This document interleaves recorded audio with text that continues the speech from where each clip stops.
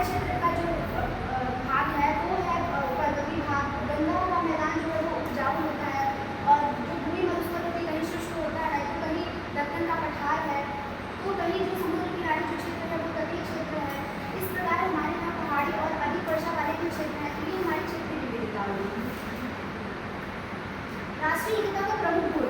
राष्ट्रीय एकता का प्रमुख गुण क्या होता है? भाईचारा और सामंजस्य को बढ़ावा देता है, साझा पहचान को बढ़ावा देता है, देश की प्रगति में भी ये राष्ट्रीय एकता शामिल है। संकट में एकजुटता, जब हमारे देश में संकट हो उस समय भी जो है कि राष्ट्रीय एकता जब हम लोग एक साथ रहेंगे